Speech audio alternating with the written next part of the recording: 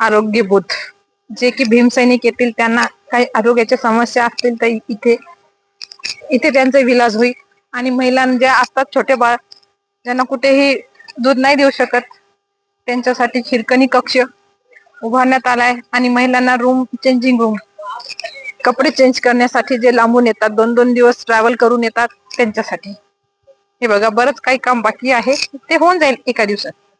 इकडे पूर्ण स्टॉल आहेत, याच्यामध्ये सगळ्या वस्तू लागणार, पुस्तकं, बाबासाहेबांची मूर्ती, गौतम बुद्धांची मूर्ती सगळं भेटणार, शाहू फुले सगळं भेटणार. पूर्ण लगे पॅक. आता सध्या तयारी चालू आहे आणि पूर्ण गर्दी असते.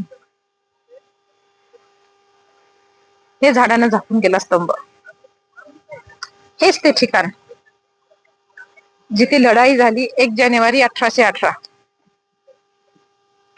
आणि त्यांच्या विजयाचं प्रतीक म्हणून हे स्तंभ उभारलेला आहे. हे बघा, झाडाने लपला तरी दिसतोय. हे बघा निळे झेंडे आज कमी आहेत, 1 तारखेला खूप दिसणार. आणि किती कसलेली तरी जनता बसलेली आहे, चालला असेल मीटिंग काही ना काही, काय आढावा घ्यायचा नाही का. नियोजन खूप तगडं करणं लागते, कारण की खूप खूप मोठ्या संख्येने लोक येतात, मोठ्या संख्येने. आउट ऑफ कंट्रोल होते सगळं, खूप इतकं आउट ऑफ होते की पाय ठेवायला अक्षरशः खरंच जागा नसते.